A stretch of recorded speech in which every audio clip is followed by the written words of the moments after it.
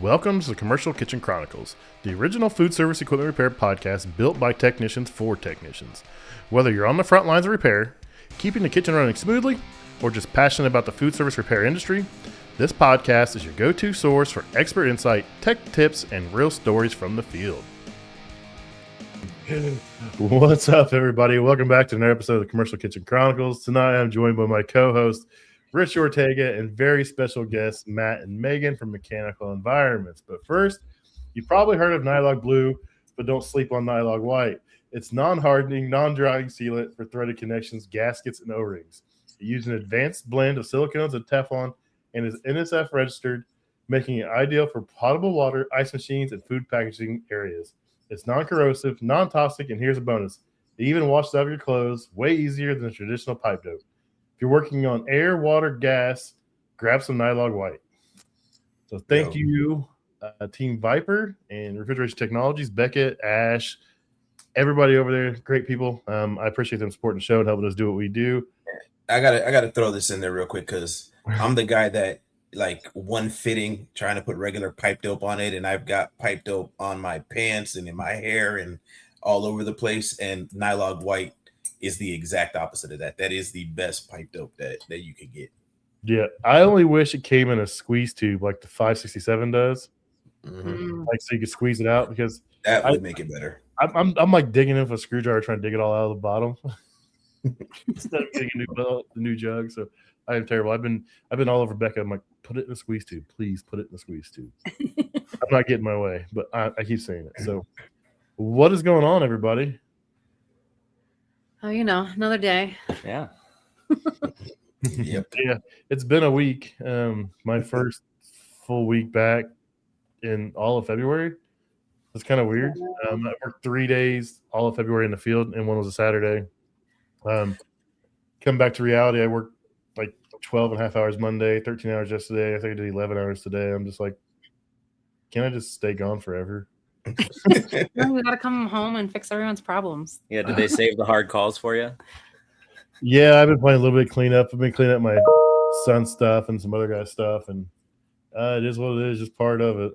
It's what happens when you're in my role, I guess. But I can't complain. I have fun. I like what I do. I mean, I'll complain, but it's just me complaining. Generally, I get over it in a couple hours, don't I, Rich? Yeah, trade show life's not the same as the work life, for sure. No, it's nice when everybody wants to talk to you and you're people's friends, and you got the free parties and stuff, and then you come back to reality like, oh, this sucks.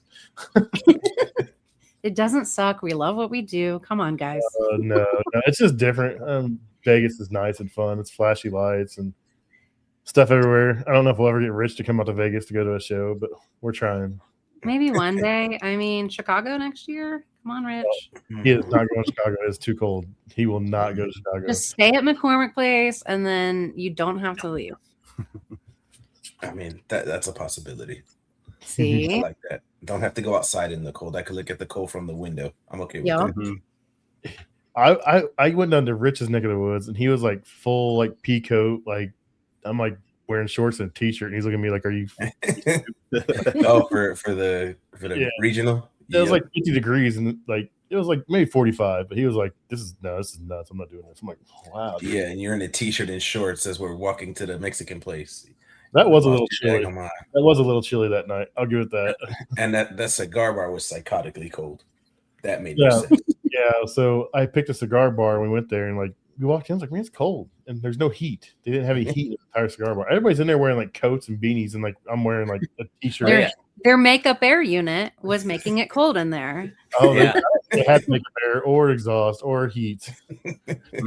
Most of our lounges are supposed to have. According to the code book, I think you're supposed to have like 60 CFM per person. Or per square foot. Yeah, I don't know if that place followed any codes, to be honest with you. It didn't have hot water. It didn't have hot water in the bathroom. It may not have been a legit business. But yeah, most smoking lounges would be a wind tunnel, essentially. So yeah, it should be. So we had a blast in Vegas. I'll get it out of the way now. She's just looking at me like, don't you fucking say it. We have an award winner here. Megan won Ladies of Trade, so everyone congratulate Megan. If you don't know, she's kind of a big deal. I'll get it out of the way now. Can't think of a better person to win that award. Oh, thanks, Rich. Yeah, I was excited. I was giving her a hard time. I was like, hey, I went and packed bags. I was like, hey, there's like 450 people here. Oh, there it did. It finally died. There's 450 people here, and if you gotta get up there, it's gonna be rough. I know. I was like 450 people. You're kidding me. Like I thought this was like 250 last year or whatever. I think it was 300 last year. 300 last year. I don't know what he's trying to go bigger next year. He's got it figured out. He doesn't have a place yet, so he's Yeah. in Chicago looking for a place. So Nice. I think he's set on the hotel things. He likes hotel ballrooms.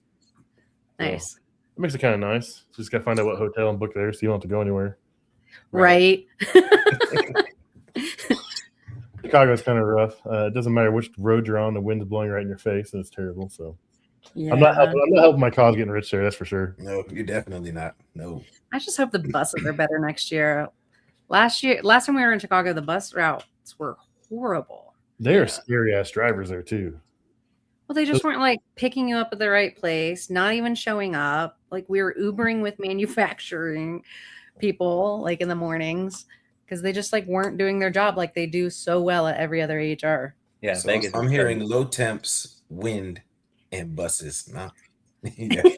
That was the third strike. I'm out. Well, if you wait till 28, it's Orlando. There you go. I'll be there. All right, we got it on tape. Could have admitted. I'm trying to get him to Wisconsin this fall, so maybe that might work. Well, late summer yeah. or fall. That I want to try to go. If I can get there, I will be. Is that a Wisconsin's skills nice. competition? No, that's our national conference for Cefesa. It's in Wisconsin this year. It travels every year someplace different. Last year was Arizona. It was pretty sweet. Like late October in Arizona. I was like, go outside and you're sweating to death. I'm like, this is kind of cool. We were like sitting poolside. We're like, this is amazing. It's 90 degrees out. I'm getting a suntan. Nice. So I can't complain there. So They got good cheese up there. Yeah. Wisconsin. Yeah. I heard you guys did a cheese smorgasbord, a buffet or something. What was that all about? Well, we were up in Madison, Wisconsin, visiting Quest and Andon up there, which are two of our dehu manufacturers, which is basically Santa Fe and April Air for the residential side. But yeah, we were up there with their manufacturing, but we did definitely buy a lot of cheese. Well, we were informed by the locals that we couldn't leave without a substantial amount of cheese, as is the local custom. So Yeah. I'll But be what driving through there soon. I'll be going Yeah. to What was their local? How do they do what's their whiskey drink? they have a Wisconsin old fashioned. Oh, an old fashioned And what was it with brandy with brandy instead of whiskey. whiskey? It was gross. that was nasty. They were like, this is what all the locals drink. And they're shocked if you give it to them any other way. Like, oh, Rich don't like bourbon, so he'd probably drink it. Yeah, bourbon is horrible. Yeah, not for Megan. This is the first drink I've had in a little while. I was a little worried about some of my setup stuff here, so I had to knock the edge off. After you're 30. Oh, I'm on call. Shit. We saw nothing. It'll be there tomorrow.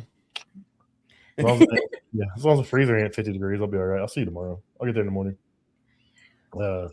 So let's talk about what you guys do. If people don't know who you are, which I'm sure most of our audience does, you guys work only in cannabis facilities, really.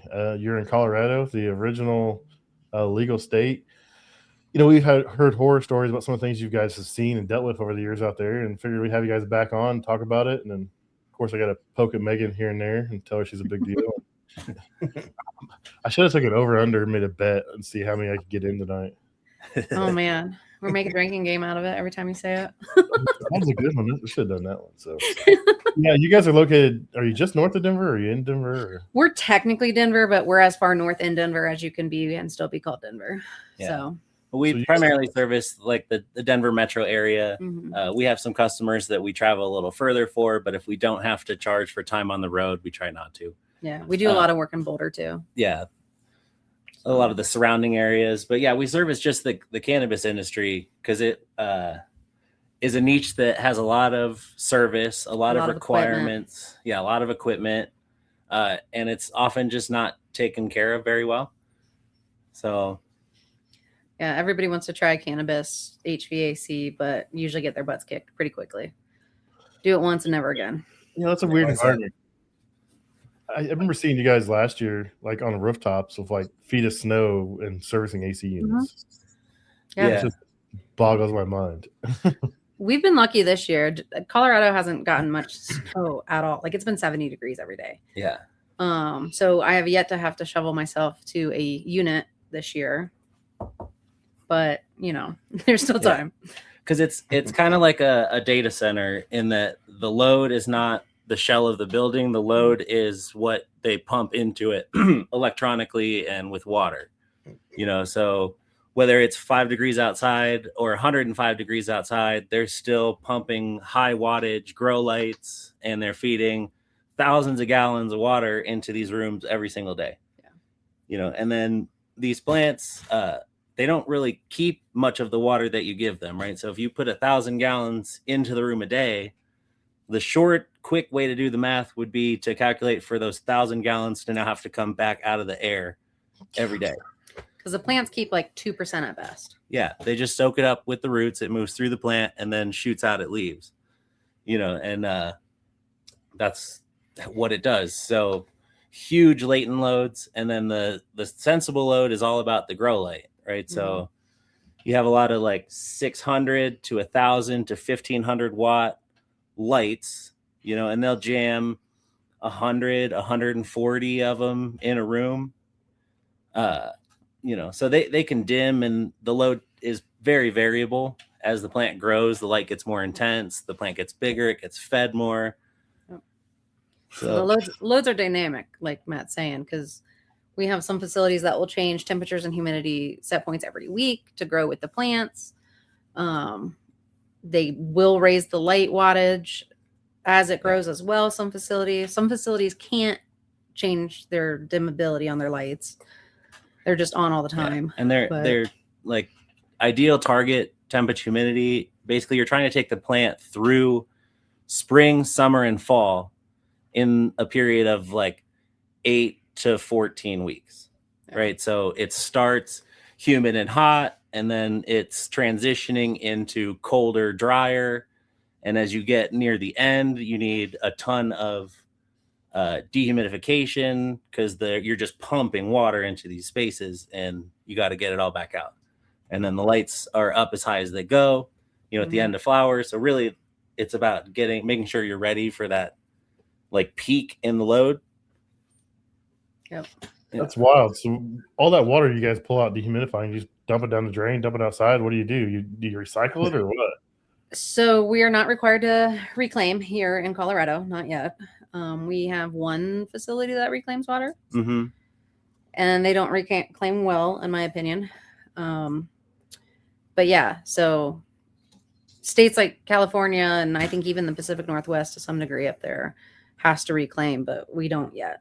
We should be cleaning it and reusing it, especially for the parts of town who have to pay for water to be, you know, hauled in. But yeah, that's more a mountain problem.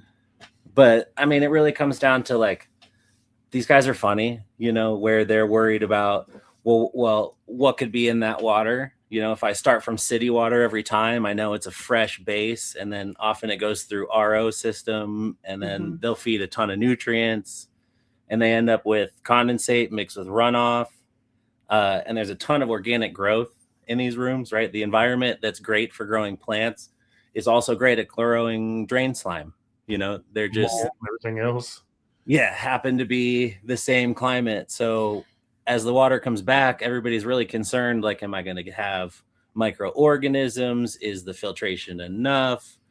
And then it's just cost, right? There are water filter people who will absolutely build you a custom solution, but then often it comes down to the price of water per year to the cost of the filtration system. And, you know, not that it's the right decision, but that's usually how it's made. So yes, that water does tend to go down the drain. Rooftops go outside, but we don't usually daylight drains because they'll freeze.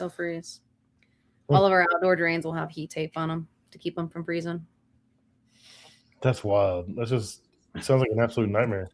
That's a lot. It can be. Well, and every single one is like a little bit different, you know, where Colorado with a race to get these facilities built. So there's not a lot of synergy between like, yo, do we put a water capture tank in the ground to, get ahead of this? Or do we just slam a bunch of equipment in and then retroactively be like, ooh, how do I get all my condensate? Yeah. So that RO system to treat that much water has to be absolutely insane and stupid. Mm-hmm. Yeah. A ton of filters, usually lots of circulator pumps to pump it through because they need those tanks filled every day. Most people don't have a backup day's worth of water on site. So they're cleaning it and tanking it, getting it down to room temperature so everything's not sweating or, too hot, too cold for the plants.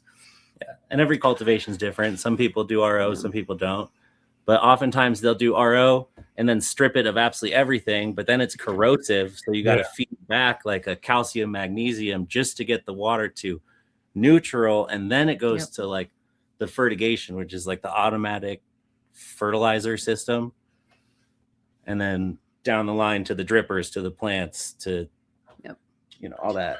Water is our language because we deal with combi ovens and steamers and stuff. And, and everyone's like, oh, we want the best water we can have. I'm like, well, like they buy these big RO systems. Like, you don't want pure water. It eats stainless. It'll attack the wells. Yeah. So like, oh, no, it's fine. I'm like, no, it's not.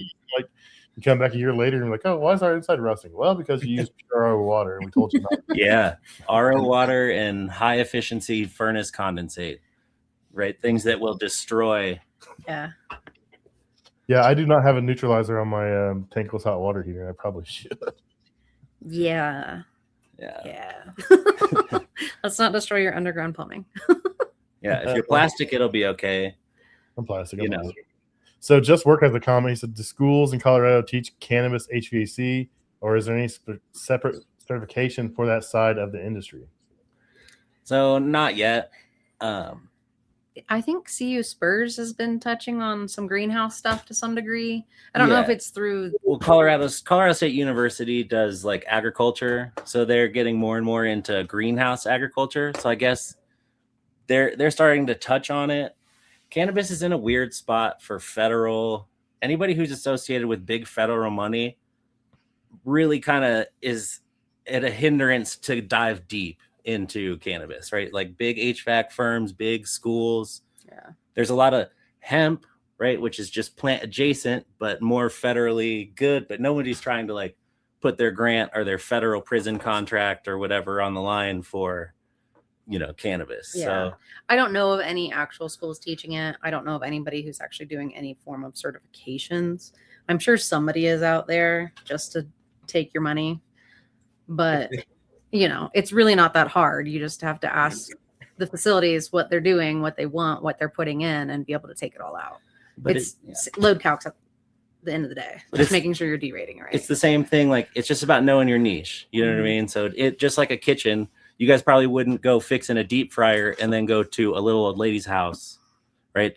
You might smell like a McDonald's, right? You might generate some negative feedback, right? So like, but you can go from a restaurant to a restaurant, right? Like restaurants understand when you have an emergency in one restaurant and you got to go because one day they'll be the emergency, right? So like a lot of it is about just understanding what our customers' problems are going to be and then having the parts and the training to work on the equipment that's common in their space. Yep. So like an insane amount of people don't work on dehues, right? Or won't fix an appliance, which okay, so some of this is just like understanding what's there, knowing what needs done, knowing how to order replacement parts, understanding how their facility flows, when they really need peak service, and just so basic stuff basically. Yeah, just like every other service. like everything else. I mean, find a niche and serve it well, like they're on a hard schedule. Like tomorrow, for instance, they're harvested this week. I'm going in to clean all the equipment in the room while the room's empty because depending on where the tray tables are laid out, can I even get to the fan coils for the chiller in the room? Or do I need to technically put some plywood and a ladder on a tray to get to the unit I need to? So, and I can't do that when there's plants in there. You pretty much have to clean after every time they get done growing and cutting. You pretty much no. In a perfect world, they would be using filters and doing filter changes to capture that and remove it from the room. These fan coils in particular don't have filtration on them. And I don't know that they've ever been cleaned. So it's definitely time, and they've been having microbial issues. So it's officially time. Yeah. They're basically a walk-in cooler fan coil with an extra coil sideways, and really tight fin packs. So there's like no way to put a filter on the low pressure. It was just kind of a silly design, and it was very silly. Those drains get really bad, and the coils get bad.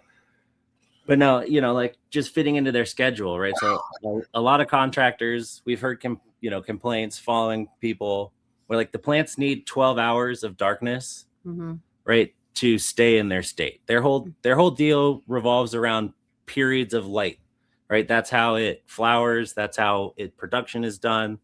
So every room you're in has a light schedule, right? And if you're not there in the light schedule, you need to work with a green light and not a white light. Just is what it is. And sometimes you really can't get around it because they might only have 2 hours of white light for their light schedule during regular business hours. Yeah, because they got to work in all these rooms. So half the room is on during the day, half at night. So usually like 12 or 1 o'clock is a facility changeover. And you just got to like time what you're doing. But some people just aren't with it and, will refuse and set up work lights in the dark. And then the customer's really mad because you're messing with their photo period. And like, just listen to who you're taking care of and find out what matters to them. Like we have white and we have green lights. And if we have to work in green light, we're prepared to deal with that. Like it's all the same thing. Service is service. It's all I'm hearing is don't work on the Chick-fil-A fryer during lunchtime. Exactly. Yeah, you understand. I mean, but even like some facilities just don't have the power either. So whole rooms will power shift. So there might not even be any power in the room besides the HVAC equipment to keep it going.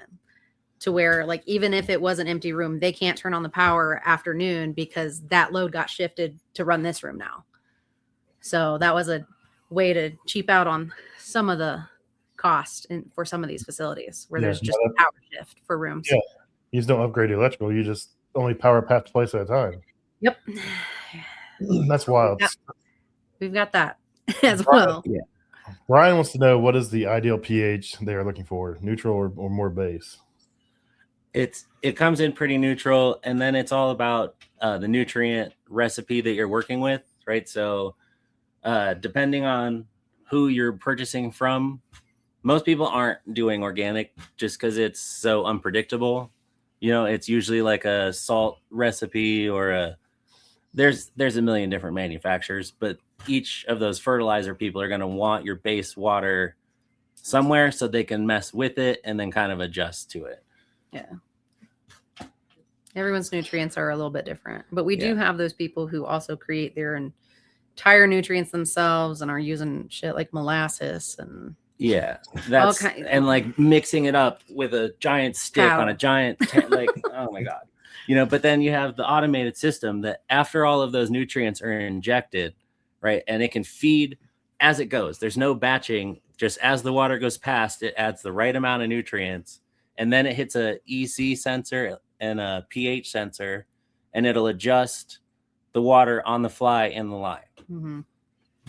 So back in the day, we used to pH our water tanks, in little barrels, but like the modern systems, a lot of that's all dialed in and set with your nutrient recipe, which is going to say exactly how much you feed on week 1 and week 2 and week 3 and week 4. Like it's pretty. And auto change it for you. Yeah.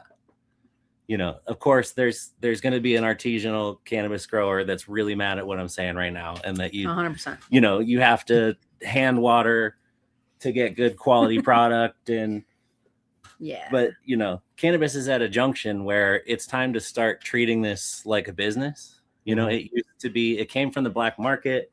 It was highly profitable. You could throw money at problems. It's not the case anymore, right? So a lot of who we see succeeding in this market are really understanding their their labor rate, their cost of goods, their automating everything they can. Yeah, putting that human attention where it's absolutely necessary, right? So somebody's not doing meaningless tasks. If they're in the facility, they're empowered to make decisions about biosecurity or empowered to, make moves.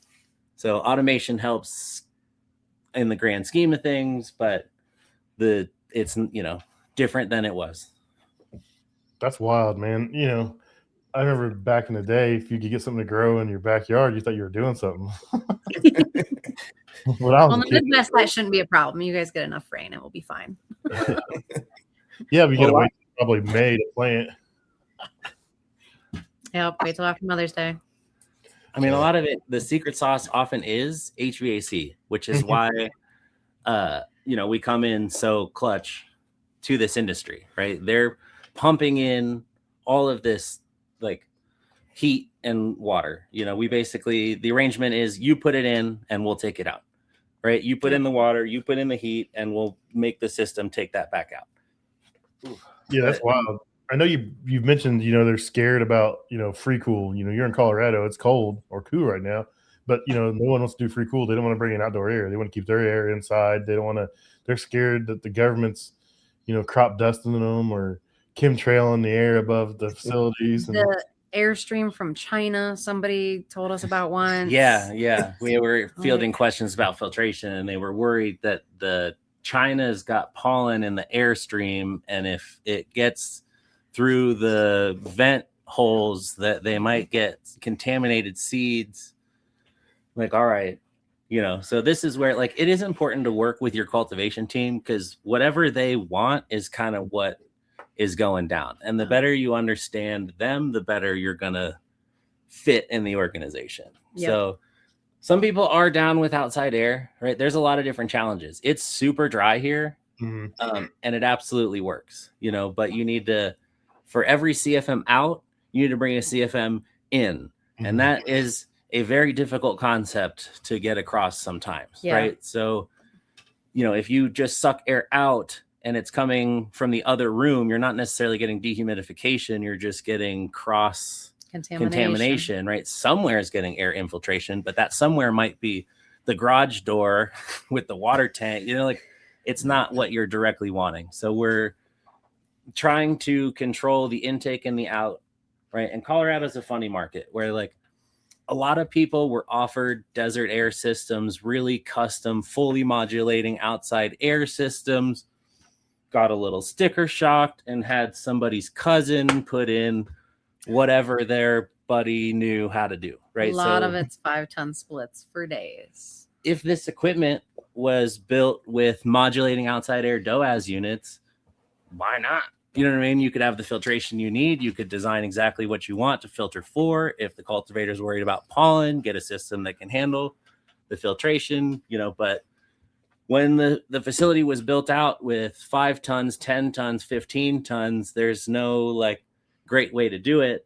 Sometimes that air intake point, when it's 5 degrees outside, is just blasting the, corner of the room.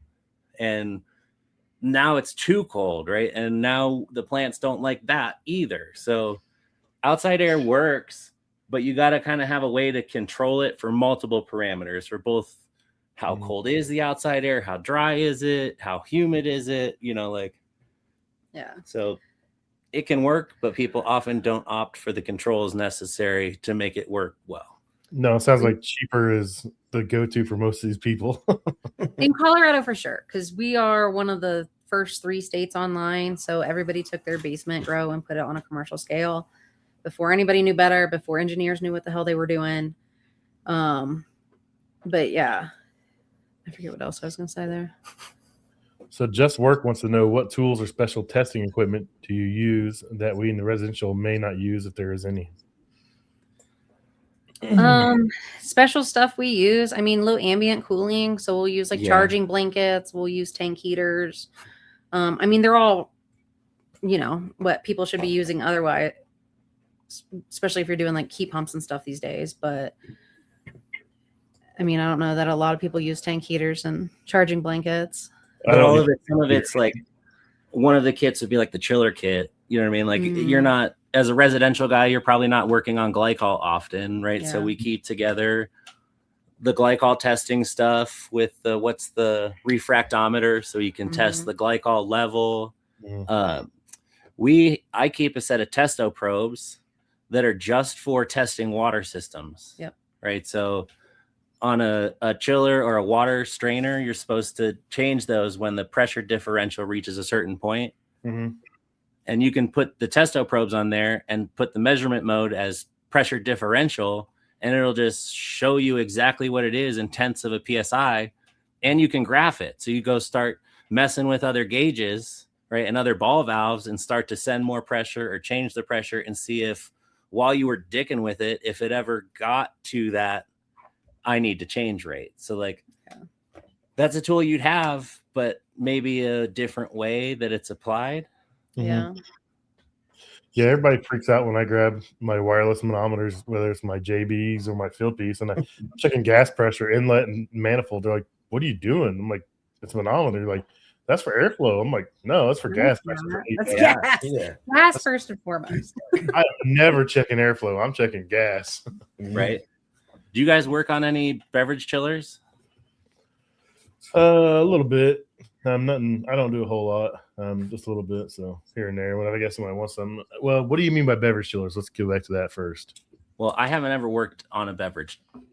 I've just seen Chris Stevens do it once or twice, right? Or NorCal Dave, maybe. Oh, the glycol systems? Yeah, where you're pumping the glycol out to the beer tap and back. Yep, it's got the little tank, put heat exchanger in it, and yep, we work on those. I ran a call before I left for vacation, and someone had to run it for me while I was gone, and it was at Lucas Oil Stadium, and it went up to the upper deck level from the basement, so it probably went up like 220 feet, and he had to change a pump and didn't shut the line off. No. I was like, you know what glycol he dumped all over the floor? You know how expensive that is. Not slippery and sticky. I was like, dude, there's shutoffs, man. It's one of the only places I've ever seen shutoffs, and it's probably because it's got 200 feet of head pressure on it. But whatever, man. Well, and he learned his lesson about chillers that day. Did he? That's a mistake you don't make twice. That's for damn sure. You don't work in our industry. People make the same mistake over and over again. Sometimes multiple times the same day. Oh man.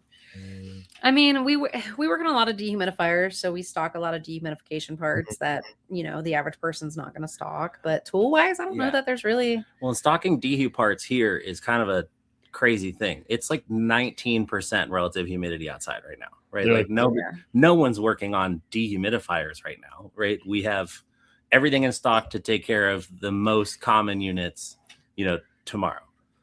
So. Yeah, you guys probably order a dehumidifier. People are like, why do you want this? Like, you're in the high desert. Like, why do you need dehumidification?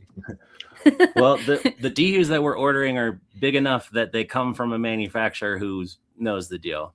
Yeah. Like Quest and Andon are parent companies of April Air and Santa Fe, right? So the name changes as the size of the unit changes, right? So that particular size group is made for indoor agriculture. Yeah. And for example, the smallest units they sell are like 130 pints, and the biggest one is like an 876 pints per day. Per day? Okay. Yeah, pints per day. At 80-60, it's the AHAM rating. So 80 degrees Fahrenheit, 60% relative humidity is what your nominal rating nameplate is. Because once upon a time, somebody thought the only reason we would ever need a dehu is for a swimming pool, right? Mm-hmm. Right. So all of the dehu numbers that are written on the side are for swimming pool ratings. Right? It's 80-60, right? So, but when you start to take that equipment and you don't run it in a swimming pool, it doesn't produce the same amount of water removal. Yeah. Right. No matter whose equipment that is. And the duration can happen quickly on that equipment too, where, people are always like, oh, I'm getting 506 pints per day. And I'm like, not at the temperatures and humidities you're running. Like you're getting like 250 pints per day out of that unit. Yeah. And all that information is available from the manufacturer if you kind of dig in and are working with the right manufacturer. But this is just where repetition really kind of pays off, where we've worked with this same set of dehus so many times. It's, we have all those files saved. We know exactly where to go for a lot of that stuff. But a lot of it's just educating the customer too, because they were told that it does 506 pints per day or whatever size unit they have in there. But it's like, okay, let me hold your hand. This is a duration chart. Let me send you some copies. Depending on what temperature and humidity you're running, here's your rate. And then you take that rate and you divide it by 24 because there's 24 hours in a day. And that's the actual duration they're getting per hour. And let's talk about changing your VPD, which is grower terms for temperature and humidity. Let's change that to where you're actually getting more latent removal out of your equipment, because we can raise your VPD to a different part on the chart and get better performance out of your equipment and not work it so hard. That's wild. That's a whole lot of knowledge there, and I am lost, but I agree. I mean, and those who care though, they listen and they get it, and then they'll come back and ask questions.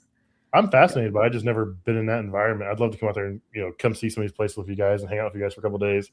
Maybe come spend a day on site with us. Dude, you read my mind. I was thinking the same thing. I'm like, I got to go out there and just see what they do for like a day or two. Yeah, come hang out. We'll put you to work. Because isn't there a manufacturer out here?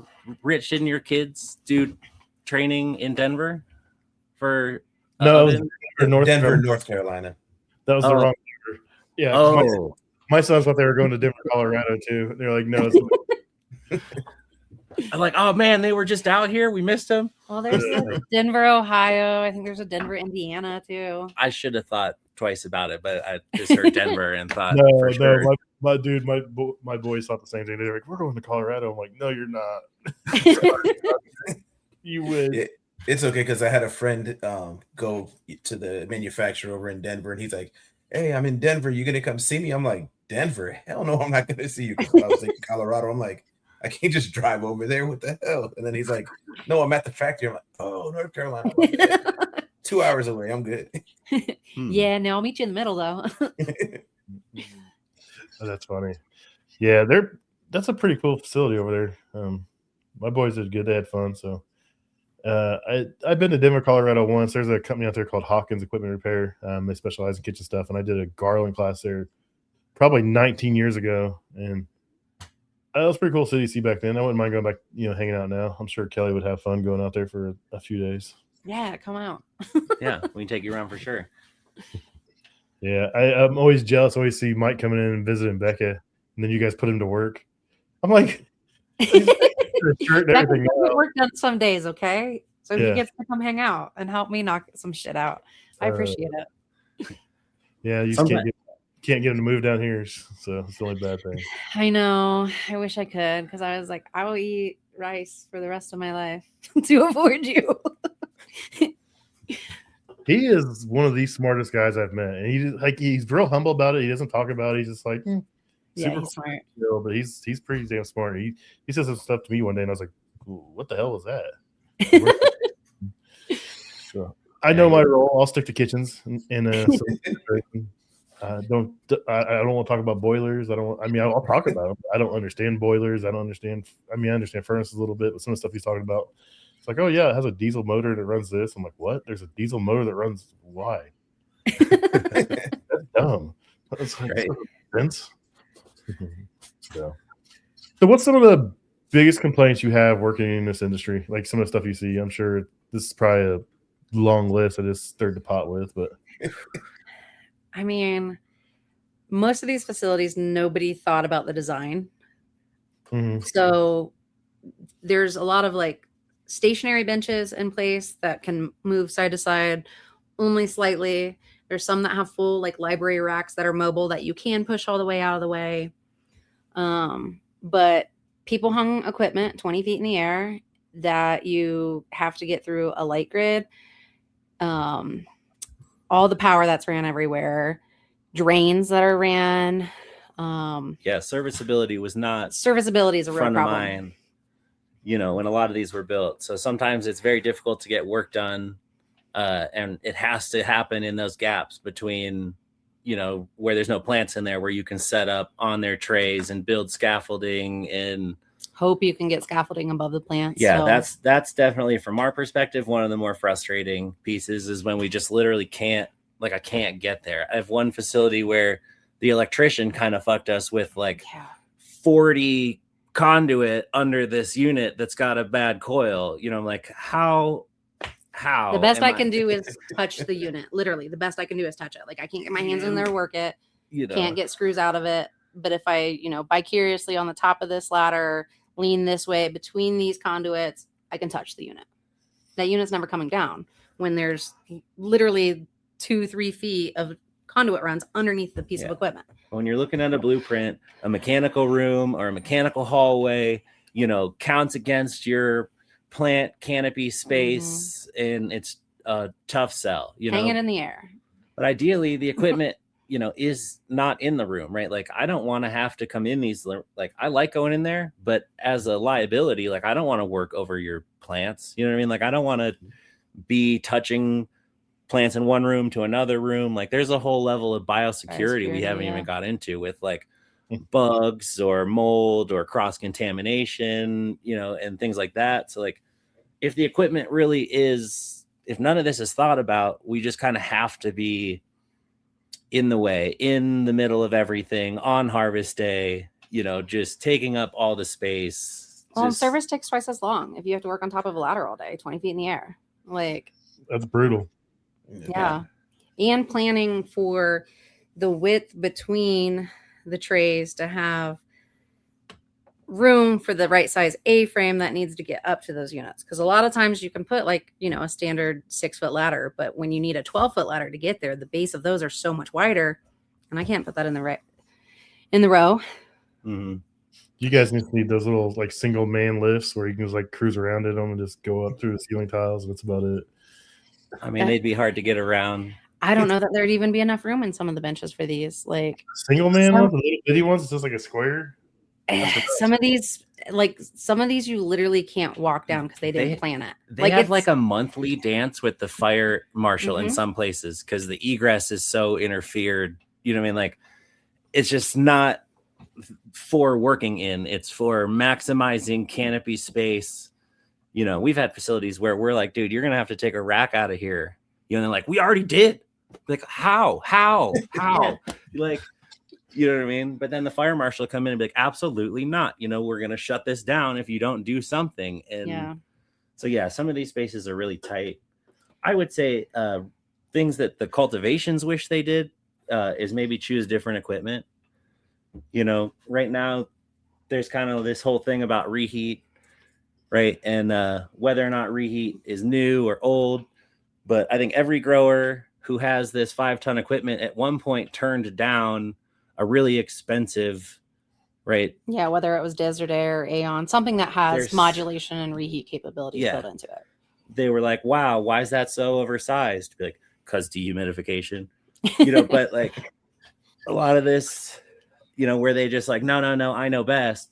And now we're at a position where you have dehumidifiers and you have 5-ton splits, and some people on the internet said that you should run your strip heat at the same time as your AC, right? Like, does it work?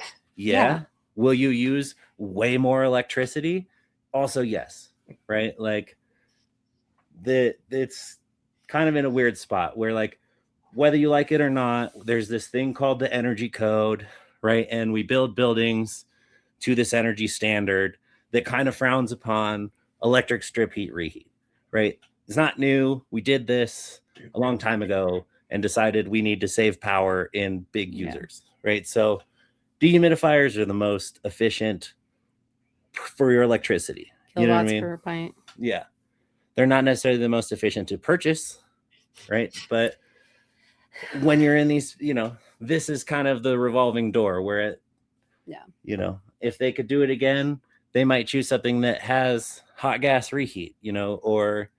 But with that, the bigger equipment, it's heavier. Structural has to be involved. A lot of these facilities would need reinforced to some degree, which was also a choosing factor in going with smaller units and just way too many of them.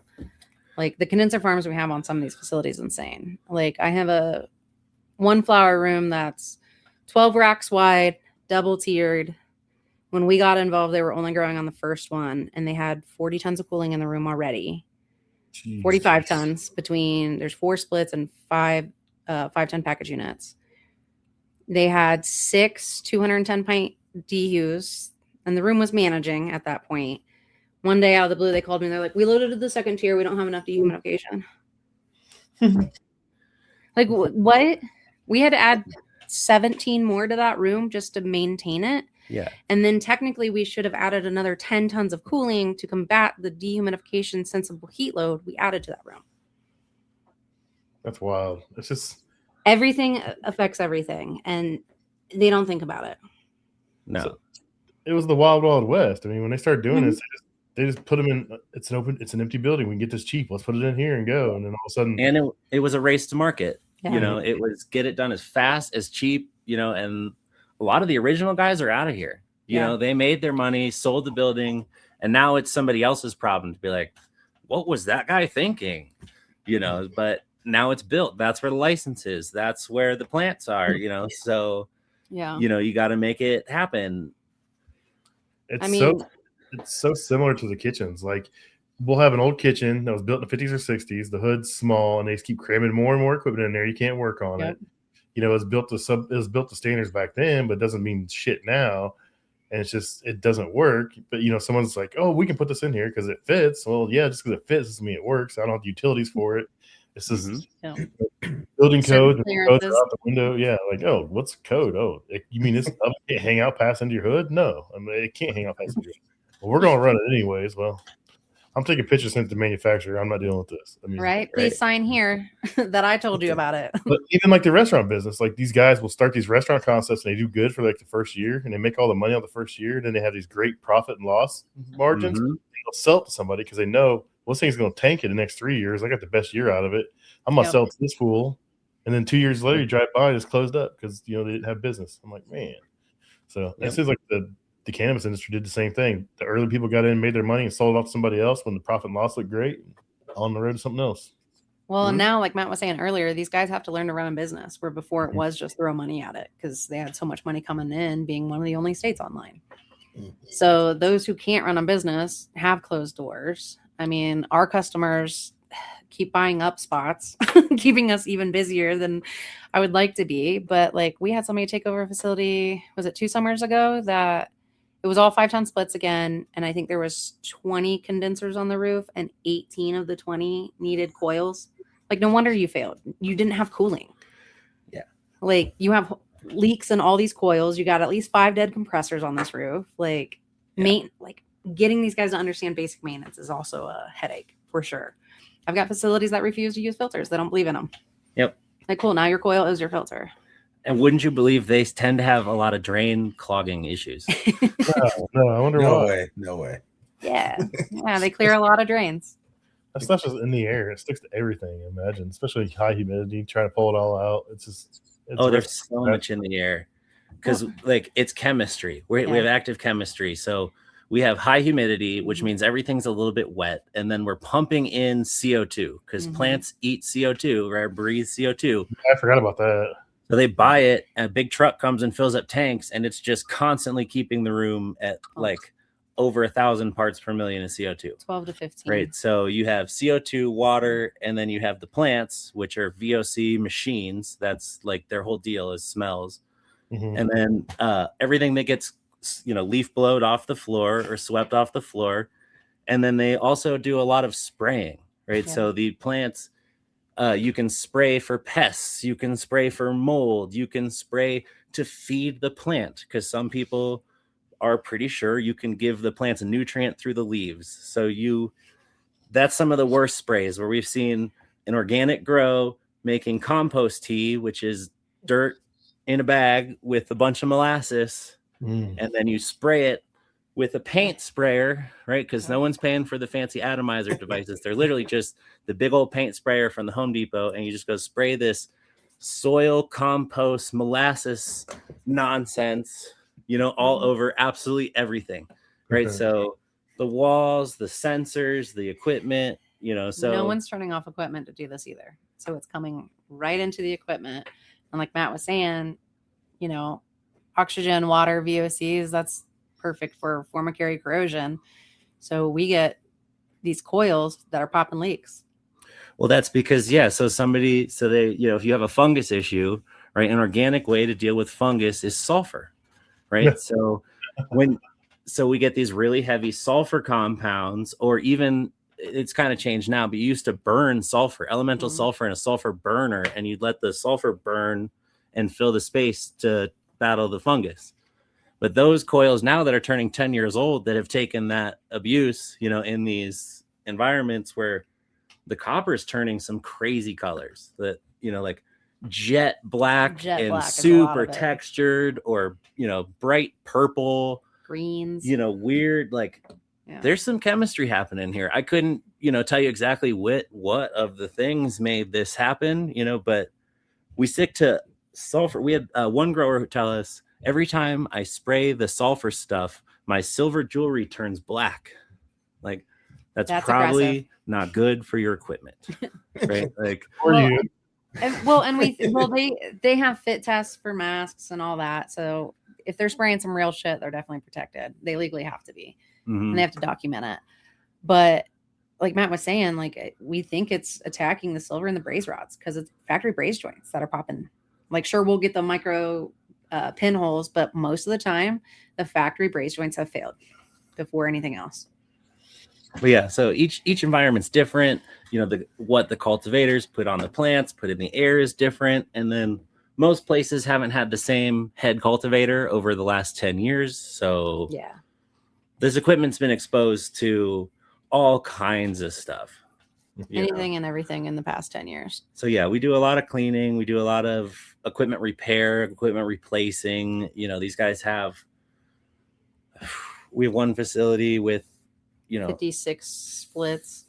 56 pieces of equipment on it, plus the dehus, I think. The dehus. Right, that's just AC units. Just something's always leaking or broken, or a motor's down, or but just getting on their schedule, knowing when is the right time, when do you need to be there, what's the flow, and how, Also, we usually show up for one thing and it turns into 10 things. Always. Especially that much. They can run with one down and probably don't realize it. By the time they call you and they realize that they've got multiple down, they don't even know it. They just think one's down. Correct. You've got the cultivators that aren't as good usually have 3 units down by the time they realize there's a problem in a room. Yeah. So it's a full day's work when you get there. Oh yeah. Oftentimes, yeah. And so go ahead. How are you guys measuring humidity? Do you have special meters? I mean, is it built into thermostats, or is it built into to the? I don't know nothing about dehumidification, so I don't know how you control it or how it's ran. So there's multiple different ways to do it. What we use is mainly just Residio thermostats. We have a bunch of the T10s and the wireless sensors. So some facilities will have thermostats in the room, some will have them outside the room. I prefer to have thermostat banks outside the room personally, so you can see the whole room at a glance when you've got 10 plus pieces of equipment in a room. Yeah. And if the thermostats are in the hall, they're not getting blasted by our molasses example a minute ago. And it's just longer. The sensors, right? But then if all your sensors die, Yeah. So we use a lot of the Residio products. Hydrometer wise, we have Testo probes. I have a fancy Appion that has the screen on it, which I love that. What is that? The TR100? Yeah. RT100, I think it is. But I can take that in and do my test on my sensors and all that if I need to confirm if a sensor is way out of whack or whatever. Because these sensors do get sprayed. They're in high humidity all the time. Luckily, Residio doesn't have a problem with it, and there's a 5-year warranty on them, so I can, it's the best cost for them at the end of the day. Well, and it just works because it can control dehumidification. There are grow thermostats, right? But there are just so many frustrating things about what do you mean you can't do that? So there are grow BAS systems that just aren't as good as just a basic Honeywell thermostat. Yeah, anything with the word cannabis in it usually reinvented the wheel, right? Yeah. So Cannabis controls has never met the building automation industry, right? We reinvented, right, a control panel, and come on, right? There's so many better ways to do this, but yeah, you're right. Raspberry Pi is definitely the best format. You know what I mean? Like, so they're just playing on the word cannabis to get these people to buy into it. It's all they're doing. And It's like A2O. Oh, yeah. But at least with like the Residio platform, I can get them online. They can see it from afar. They can set up push notifications. You know, Residio is working on more of a bigger platform to where hopefully they'll have more, at least an overview of a facility in the next year or so again. Also, cultivators are like the best second checkers you've ever met in your entire life, because there's little hydrometers like you have on your windowsill, zip tied or hung all over everywhere, right? Like those guys care about the temperature and humidity at the top, at the middle, at the bottom, right? They have their tools, right? And we have the control tools, and then we use the probes as like a second guess or second check. You know, like if a sensor is suspected to be out of whack, then we're going to put 3 things together and see who agrees, right? So yeah, and they usually have like one main room sensor for whatever their bigger platform is to control their fertigation and all that. So they have that reading as well to be able to compare to. But it makes for some awesome service calls, you know, where they'll call you and be like, yo, I've been tracking my humidity, you know, and I've been watching it tight. And every time the heat comes on, my humidity goes up. Be like, that's not supposed to be that way, right? Like when air gets hotter, the humidity should come down. You know, but he's like, let me send you the graph, right? Let me send you corresponding data, you know, to back up what I'm saying. I'm like, okay. We went out there and found a frozen drain line because the heat tape had failed. Every time the heat came on, it evaporated all of the condensate trapped in the unit, was backing up and took the humidity up. So like, you weren't wrong. You were, yeah. But like, not all cultivators are that good. Those are my favorites though. Yeah. But some of them are on it, you know, we're like, why don't my numbers match? Yeah. We have some cultivators because again, there might be 10 units and 17 dehumidifiers in a room. And he'll be like, I know it's that unit. Like, okay. And I go and I look at it and it's that unit. Yeah. Like, cool. But if I have to go look at 10 pieces of equipment to figure out which unit is having the problem, like, yeah, that could be all day. And trying to fight your way around those rooms, that's a nightmare. It's absolutely nightmare. Do you guys ever, I'm curious, is odor compliance a thing in restaurants? Like, does somebody ever come down on, you know, the fry shack for smelling too much like French fries? Like, is there ever like that Subway smell, you know? It's free advertisement.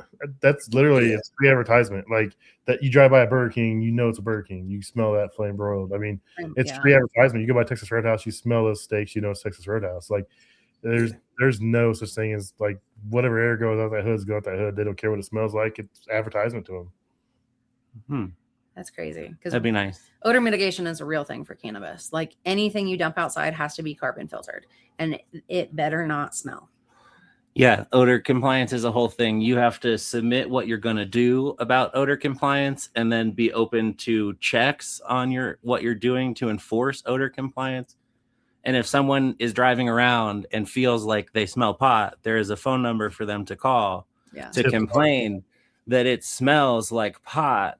And then they have to come do inspections and deal with odor compliance. So that's another big piece on like just being, you know, niched in to understand like what each county wants to see, because everybody's their own deal, and what odor compliance is going to work, what documents need submitted, right? Some people want different documents, but really we use a lot of, for that, like the big canister filters. If you've ever been to a grow store, you've seen them, right? They're big, like 4 inches thick, circular, full of carbon. But they can last up to a year, right? So if you're playing the game on how often is my employees going to change this big heavy filter, right? Like the longer, the better, right? So, but also don't blast your humidifier right next to it. Yeah. Activated carbon absorbs humidity and VOCs, you know? So they can be pretty heavy when they're coming out, you know, like if they're hung in a weird position, we've seen before where they fall down because they were up there with like zip ties and light hangers and like who did shadiest stuff. Like, well, the state told us it had to be up today, so we did it, you know, like and now it's been 4 years and it's full of water. And you get rules like that because somebody had a grow facility right by a neighborhood. Somebody in the neighborhood complained, and ruined it for everybody. We've got one city that I don't know if it's just the government officials in that area that complain, but like they're always coming after the facilities in that area. And they swear it's the bathroom exhaust fan. I'm like, bro, that's 50 CFM at best. That ain't it. Like, you want to come on this roof? I can tell you it's the neighbors who's processing cannabis for hash or whatever they're doing down there. I can smell it. Yeah. It's coming out of this exhaust here. MIPS don't smell. Like, what are you talking about, dude? Yeah. Extraction lab is the MIPS is an extraction lab. Yeah. But yeah, and then there's the whole like, so hemp isn't cannabis, right? So odor compliance only applies to cannabis. It only applies to recreational, huh? But and medical, but not to hemp, right? So we're making rope. We don't have to have it. No, it's the THCA producers, right? Delta 9, Delta 8 picked up an old grow, right, that had gone under and started growing smokable hemp for export to Texas and Indiana, and you know what I mean. But that's they're not under marijuana enforcement division, right? So if they're in the same region, same parking lot, right, in some scenarios, and there's odor complaints coming in, you know what I mean? Like only the people who are under enforcement are eligible for dealing with that shit, you know? So there's a lot of nuance to dealing with odor and dancing compliance. Yeah. That's wild. So one of my favorite videos of yours was you guys were putting plastic duct underneath equipment. I was fascinated. I don't know why. I was like fascinated by that video. What was up with that? Yeah. So that was an under canopy airflow system. Yeah. So one of the biggest challenges, right? The load, right? Like we talked about before, is the lights, right? The load is the plants, and they make little environments like a rainforest, right? Where the weather is different inside this really dense group of plants than it is above it or in the aisleways. Right. So that facility is a 2-tiered system. So they're basically pallet racks, right, worth of space. And these plants can't really go anywhere else. They're kind of trapped in that zone. So these guys take a lot of leaves out. They're doing what they can. But no matter what, it was just way too humid in the middle of that canopy with the way that room was designed. So we put those, they're poly tube punched in a staggered formation, and it's delivering air upward from the ends of the table. So we're taking mixed cooled air and forcing it down the middle of those plants to break up that environment. And then it's got, you know, adjustable speed fans and things like that. But if that environment stays like approaching 100% humidity, it lights off, it's going to start to condensate in there, and you're going to have way more mold exposure. So like that under canopy region is a very sensitive zone, you know, and everybody's looking for the right way to deal with that. Under canopy and airflow issues are a bigger deal when they're tiered facilities. If you just have one level of plants, it's usually not that big of a deal. But when you're stacking and packing, then you're always going to have airflow problems. And LEDs, right? So LEDs are new. We had a rebate program here where they were basically free, and the entire state of Colorado got new LED grow lights all at once, and everyone's had to kind of relearn how to do things, because the old lights were 1,000 watts or 1,200 watt, high pressure sodium, and it felt like you could take a suntan under it. You know what I mean? Like just beaming with heat. And that made it through the plants pretty well, right? So that's why a lot of this under canopy stuff is so new, because you don't really need it when you have that heat penetrating that deep into the canopy. But as these plants, now the LEDs can be turned down, you're getting higher light output per watt. You know, they're just, now this under zone of the plants is getting really humid. So some facilities are putting under canopy lights down there. So there's LEDs that can live under the plant. And that helps a little bit because it makes a convection current, right? Like big poinsettia greenhouses will use heated pipes underneath the leaves of the poinsettia, and the the heat makes a convection current, and it's just enough to move that moisture away from the plant so it doesn't start to rot, right? It's not enough to see the leaves move, but that hot pipe system is developed technology. So some of these under canopy lights create a better environment in that really humid underzone. It's sold to them that they're going to get more poundage, but really it's making airflow at the end of the day. Will it help with their growth? Absolutely.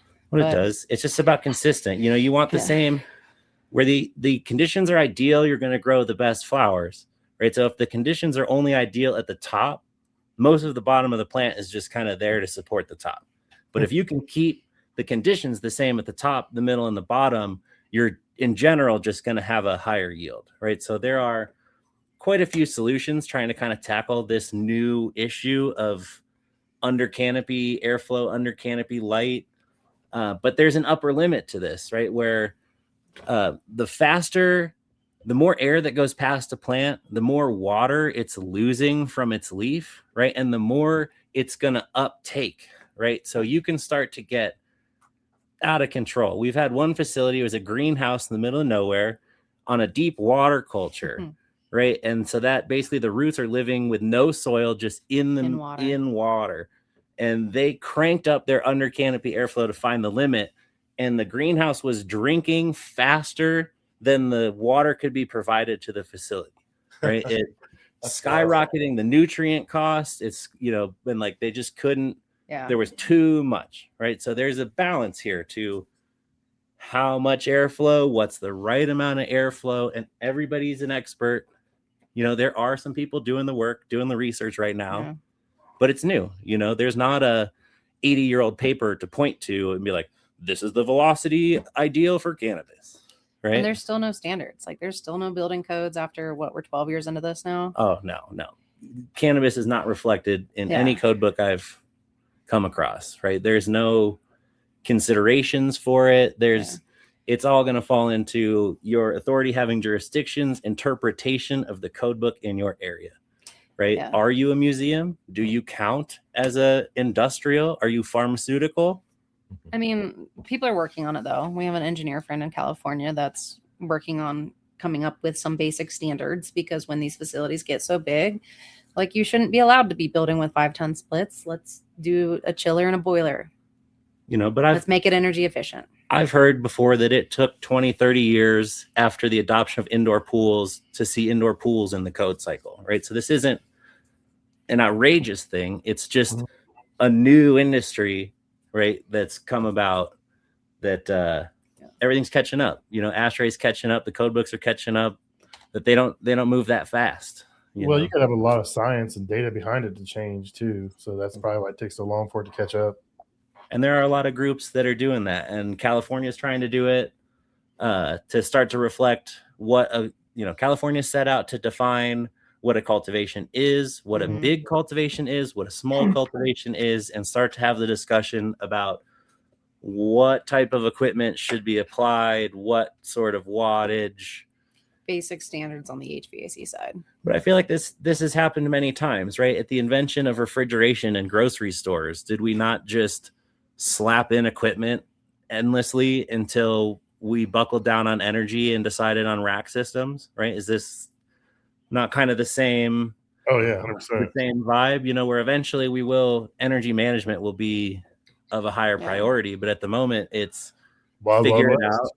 Yeah. Well, and if it ever goes federal, I mean, that's when it will for sure become standardized to some degree. We'll get some better contractors back in. We'll get some, federal standards maybe where things can be done the same way. Because right now, every state is its own thing, right? Every state has its own rules, its own laws, its own legislators. It's like saying, all right, everybody can grow plums, but no shipping them, right? So you got to grow plums in Indiana and you got to grow plums in Carolina, right? And like, it's just going to be different, right? Whereas federal will definitely make regions more popular, where it makes more financial sense, things like that. But who was it, Minnesota, that we were talking to, that I was shocked that they were still allowed to do the exposed burners. Like they were doing a brand new grow with exposed burners for CO2. Like, how are you still allowed to do that? But like, okay, I guess that's the cheapest version of it. So just know it probably will change in the next couple years for you guys. Make the money while they can. That's the way it works. Mhm. Yeah. All right, guys. It's been over an hour. We can keep talking. Yeah. I Matt's could listen for another hour easy. We'll have to have you guys back on again. But I love having you guys on. You guys are great people, extremely intelligent, very passionate about what you do, and it shows. A lot of people wouldn't take on what you guys do. That market. I mean, I imagine it's a pain in the butt dealing with. It's just hearing your guys' story, but you guys seem to enjoy it. You seem to enjoy what you do and take pride in it, and it's really cool to see. Oh yeah, nothing I love more than coming in and saving the day. So yeah, we save restaurants, you save grow facilities. I mean, we all got a job to do one way or another. Absolutely. Where can everybody find you guys? We're Mechanical Environments on all platforms: LinkedIn, TikTok, Instagram. Shit pushes to Facebook. I think stuff even pushes to Threads every now and then. Not that we're really over there. Yeah. But yeah, Mechanical Environments on everything. So we have a little bit on YouTube. There are YouTube. Our website, if you are interested in learning a little bit more. I try to answer some of the questions we get asked the most often in blogs.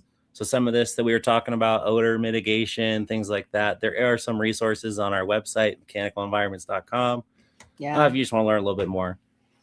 Yeah, he's got a lot of cool pictures, and I failed and didn't get them loaded in the right format, so I could not share them today. But he's got a lot of cool pictures. Do you use Company Cam? Yeah. So they document everything on that, and it seems pretty cool. There's a lot of cool stuff out there. Man, I'm still catching up from Texas, man. I will never forget that they use Company Cam again. Yeah. It was set up so well. I just had to like, remember that one time? We had a whole podcast on it. Yeah. That was literally the comment. Like, only if there was a podcast episode where we talked about Company Cam half the time. I'm like, technical storytelling. Yeah. Yeah, I haven't even seen Jason in the comments, so he must be still driving or working, or he's avoiding us. One of the two. He's avoiding us. Yeah, we'll go with that. All right, I will tag you guys and everything when I release this. I really appreciate you coming on. Go find them everywhere. Mechanical Environments. They're showing off their work. They do a lot of cool stuff. I'm fascinated by it. I don't even smoke weed. I just like seeing the different stuff, the cool stuff they do. I'm fascinated by everyone else's work. I will watch a chef at a 5-star restaurant plate food all night just because I find it fascinating. It's like art. So I enjoy watching anybody that takes pride in what they do, and you guys definitely do that. So I appreciate you guys coming on. And once again, Megan's kind of a big deal. Stop. Very big deal. Just over here in my corner doing my thing. Can't think of a better person to win that award. Thanks, Rich. All right, guys. Have a good night. Thanks for having us. Appreciate you guys. Good night. If you guys would, please consider subscribing, rating, and reviewing the podcast. It really helps us grow and helps us know which direction to move in. Also, if you have any suggestions for guests, please email me at commercialkitchenchronicles@gmail.com. Or if you want to be a guest, email me. Love to have you guys on. Thanks a lot. See you next week.